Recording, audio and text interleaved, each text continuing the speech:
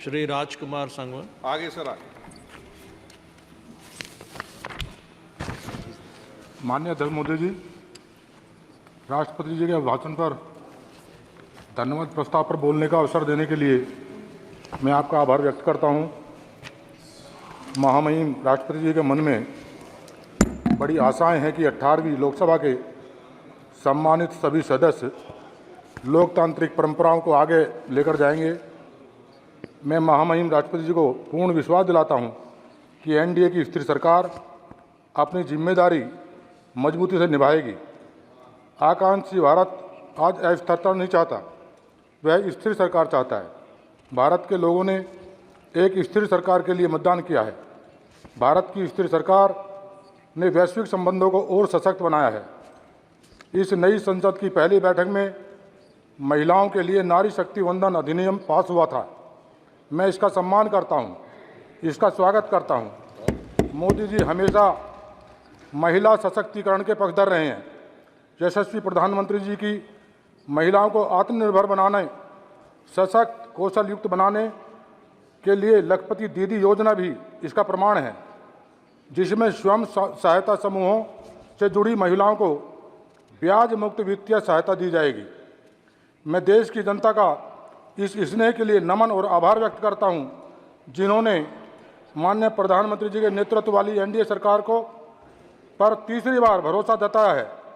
यशस्वी प्रधानमंत्री जी के लगातार तीसरी बार प्रधानमंत्री के रूप में शपथ लेते ही उन्होंने अपने पहले हस्ताक्षर से पीएम किसान सम्मान निधि की 17वीं किस्त जारी की, जिससे करोड़ों किसानों को फायदा हुआ। माननीय अध्यक्ष जी, मैं खुद पश्चिम उत्तर प्रदेश से आता हूं, जहां के लोगों के जीवन निर्वाह का मुख्य जरिया किसानी ही है। और हमारे यशस्वी प्रधानमंत्री जी फसल बीमा, किसान क्रेडिट कार्ड जैसी योजनाएं लाकर किसानों की आय दुगना करने के लिए प्रतिबद्ध हैं। माननीय प्रधानमंत्री के नेतृत्व में किसानों को हमेशा संरक्षण मिलता रहा है और आगे भी मिलता रहेगा। इसका सारा श्रेय माननीय प्रधानमंत्री जी को जाता है। जैविक खेती आज की प्राथमिकता है। मोदी जी के नेतृत्व में सरकार जैविक खेती को बढ़ावा दे रही है। हमारी सरकार की महत्वाकांक्षी परियोजना यूपी डिफेंस कॉरिडोर से रक्षा क्षेत्र में भारत की आत्मनिर्भरता बढ़ेगी। रक्षा उत्पादों का भारत में निर्माण होने से मेक इन इंडिया को बढ़ावा मिलेगा। इन गलियारों के माध्यम से क्षेत्रीय उद्योगों का विकास होगा और नए रोजगार के अवसर पैदा होंगे। एनडीए सरकार ने हमेशा से सबका साथ, सबका विकास, सबका विश्वास और सबका प्रयास के सिद्धांत पर देश में निरंतर विकास के काम किए हैं। माननीय प्रधानमंत्री जी के मजबूत नेतृत्व और संकल्प के तहत भारत अब दुनिया की 5वीं सबसे बड़ी अर्थव्यवस्था है और मुझे आशा ही नहीं, पूर्ण विश्वास है, माननीय प्रधानमंत्री के नेतृत्व में हम विश्व की तीसरी सबसे बड़ी अर्थव्यवस्था बनने जा रहे हैं।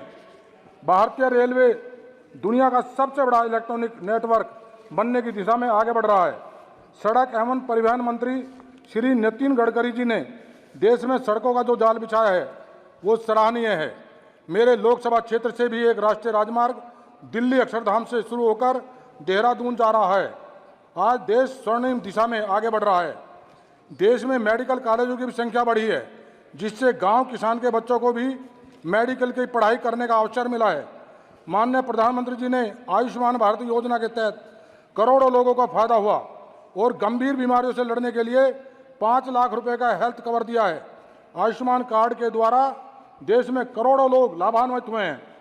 400 साल से हिंदू आस्था के केंद्र भगवान श्री राम के मंदिर का निर्माण कार्य रुका हुआ था, जो कि माननीय प्रधानमंत्री जी की दृढ़ इच्छा शक्ति के कारण ही संभव हुआ है। महोदय, इसमें कोई संदेह नहीं कि हमारी एनडीए सरकार समान, समावेशी और सतत विकास के लिए प्रतिबद्ध है। और यह बोलने में मुझे कतई हर्ज नहीं है कि मोदी जी का 10 साल का कार्यकाल इस शताब्दी का स्वर्ण युग है।